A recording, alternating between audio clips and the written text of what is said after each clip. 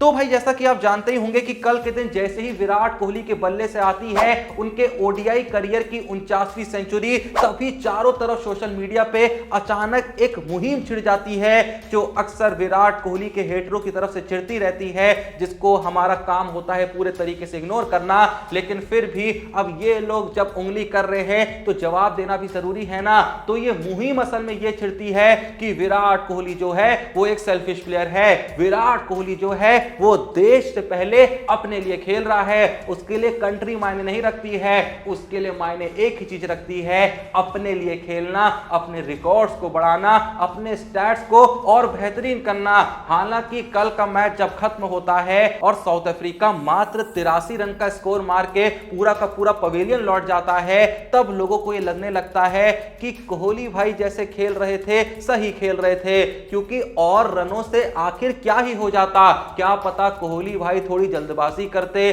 तो टारगेट थोड़ा सा कम रह जाता। हालांकि कम टारगेट के सामने भी साउथ अफ्रीका की चलने वाली नहीं थी, क्योंकि अभी जब वो 243 रन से हारे हैं तो अगर दो पल के लिए मान लो 80-100 रन कम भी हो जाते तो क्या ही फर्क पड़ जाता। लेकिन असल सत्य यह है कि ज्यादा रन हो जाते तो घंटा क्या ही फर्क पड़ जाता। मतलब कुल मिला के मैच खत्म होने के बाद एक यहां पे सभी को मॉरल मिल गया था कि जो लोग कह रहे थे कोहली अपने लिए खेल रहे हैं, उनसे बड़ा मूर्ख इस दुनिया में कोई भी नहीं है। पर देखो मैं यहां पे कोई जवाब नहीं देना चाहता हूं, मैं यहां पे कोहली के उन 2 कौड़ी के हेटर्स को कोई भी रिस्पॉन्ड नहीं करना चाहता हूं, क्योंकि कल का मैच खत्म होने के बाद ऐसे चिरमुहों को खुद जवाब दिया है किसी और ने नहीं, बल्कि इंडियन टीम के कैप्टन रोहित शर्मा ने, और सेम टाइम पे एक और इंसान ने अपने ही हेटर्स को जवाब दिया है जिसका नाम है विराट कोहली। अगर आपने उन जवाबों को मिस कर दिया था तो चिंता नहीं करने का, तुम्हारा भाई बैठा है ना, सारे जवाब दिखाने वाला है। लेकिन सेम टाइम पे कल के दिन उन लोगों को भी जवाब मिल गया होगा जो लोग थोड़ा सा संकोच कर रहे थे आकांक्षा का टेलीग्राम चैनल ज्वाइन करने में। अगर गलती से तुमने कल के मैच से पहले, जैसा मैंने कहा था कि आकांक्षा के टेलीग्राम चैनल को ज्वाइन कर लो, तो अगर तुमने गलती से भी उस चैनल को ज्वाइन कर लिया था या फिर दिए गए व्हाट्सएप नंबर पर डीएम कर दिया था, तो तुम्हारे पास जो एक्यूरेट प्रेडिक्शन आई होंगी, जाहिर सी बात है उनका इस्तेमाल करके तुमने फिर चाहे टीम बनाई होगी या फिर किसी प्लेटफॉर्म पे जाके प्रेडिक्शन करी होगी, तो जाहिर सी बात है, ऐसा मैंने कहा, पैसा तो बना होगा बाबू भैया, पैसा तो बना होगा। तो अफसोस मत करो, ठीक है गलती हो जाती है, पहले नहीं ज्वाइन करा, लेकिन अभी भी वर्ल्ड कप के मैचेस बचे हुए हैं ना, तो बचे हुए मैचेस में भैया अगर अभी तक तुमने ज्वाइन नहीं करा है टेलीग्राम चैनल, जल्दी से ज्वाइन कर लो। व्हाट्सएप नंबर स्क्रीन पे है, जाके मात्र एक बार हाय लिखो, फ्री में ऐसी इंफॉर्मेशन मिलेंगी, ऐसी एक्यूरेट प्रेडिक्शन मिलेंगी, तुम सोच भी नहीं सकते हो। बस फिर उन प्रेडिक्शन को उठाना है, टीम बनाना है, प्रेडिक्शन करना है, और चलते हुए मैच में जो बचे हुए मैचेस हैं, कुछ ही मैच बचे हैं, मौका नहीं मिस करना है, तो बस इन बचे हुए मैचेस में पैसा ही पैसा कमाना है। अब टाइम मत वेस्ट करो, सिर्फ व्हाट्सएप पे जाके डीएम कर दो, उसके बाद देखो क्या क्या जवाब आता है, देख के खुद चौंक जाओगे, क्योंकि भाई पैसा जब जरूरत से ज्यादा आने लगता है इंसान चौंक ही तो जाता है। पर फिलहाल हम चौंका रहे थे किनको, किंग कोहली के हेटर्स को, जो कल के दिन जैसा मैंने कहा ये मुहिम चलाने में लगे थे कि किंग कोहली तो सेल्फिश है, किंग कोहली तो अपने लिए खेलता है। तो कल का मैच खत्म होने के बाद जब भारतीय टीम के कप्तान रोहित शर्मा आते हैं पोस्ट मैच प्रेजेंटेशन में और उनसे विराट कोहली की पारी के बारे में सवाल किया जाता है, तो सबसे कमाल का स्टेटमेंट जो रोहित शर्मा के मुख से हमें सुनने को मिलता है, वो स्टेटमेंट कुछ इस प्रकार होता है, the pitch wasn't easy, you needed someone like Virat Kohli on this pitch. यानी मैं उन लोगों को आसान भाषा में समझा देता हूं, हिंदी में, शुद्ध हिंदी में समझा देता हूं, जिनका दिमाग पूरे तरीके से अपंग हो चुका है, जो समझना ही नहीं चाहते हैं, जो अपने दिमाग को खोलना ही नहीं चाहते हैं। भाई रोहित शर्मा ये कह रहा है कि जो पिच थी जिस पे विराट कोहली खेल रहे थे, ये बिल्कुल भी इजी नहीं थी, इस पे रन मारना बिल्कुल भी आसान नहीं था। और ये बात तो साउथ अफ्रीका की पारी को भी देख के समझ में आता है ना। पर सेम टाइम पे रोहित शर्मा ये भी कहते हैं कि ऐसी पिच पे हमें विराट कोहली जैसे प्लेयर की ही जरूरत थी कि वो खेले और रन मारे। तो भैया रोहित शर्मा को जब विराट कोहली की पारी से कोई दिक्कत नहीं है, जब रोहित शर्मा जो कि इंडियन टीम के कैप्टन है वो कह रहे हैं कि इस पिच पे विराट कोहली जैसा ही प्लेयर खेल सकता था, तो तुम लोग कौन होते हो इतनी फालतू की बातें करने वाले। और भाई रोहित शर्मा की बात छोड़ दो, नहीं सच में रोहित शर्मा की बात छोड़ दो, जब कल का ही मैच खत्म होने के बाद विराट कोहली को मैन ऑफ द मैच के अवार्ड से नवाजा जाता है, वहां पे भी उनसे पूछा जाता है कि क्या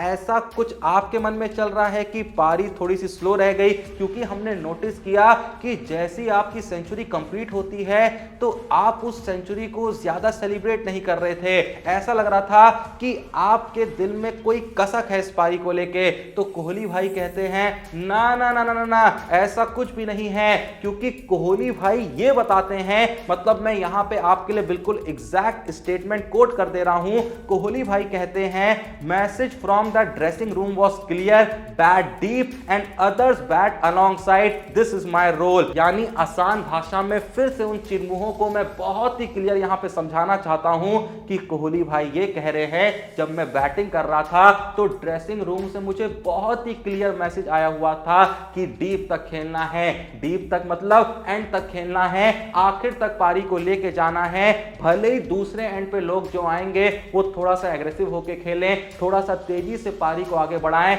लेकिन कोहली आपको उनके साथ टिके रहना है, उनके साथ एंड तक खड़े रहना है। तो कोहली भाई ने वही तो किया जो उनको मैसेज पास किया था। अब अगर आपने कल का मैच लाइव देखा होगा तो आपने भी ये नोटिस करा होगा जब कोहली और श्रेयस अय्यर खेल रहे थे तो बीच बीच में राहुल द्रविड़ और रोहित शर्मा ईशान किशन को भेज के कोई मैसेज वहां पे दिए जा रहे थे। तो ये मैसेज यही था कि कोहली भाई आराम से टिको, आखिर तक खेलो, क्योंकि पिच ये बहुत मुश्किल है और आपका यहां पे आखिर तक पिच पे रहना बहुत जरूरी है, क्योंकि आप निकल लिए तो बाकी लोग तो कब निकल जाते हैं ये हमने देखा ही है, पता भी नहीं चलता है कब निकल जाते भाई। खैर जितना मैं बता सकता था उतना मैंने बता दिया, जितना मैं समझा सकता था उतना मैंने समझा दिया। अब किसी के दिमाग पे पूरे तरीके से जंग लग चुका है ना, तो भाई माफ करो, मैं कुछ नहीं कर सकता हूं। उस इंसान का वैसे ही जिंदगी में कुछ नहीं हो सकता जिसको कल के दिन सच में ये लग रहा था कि कोहली भाई की ये जो पारी है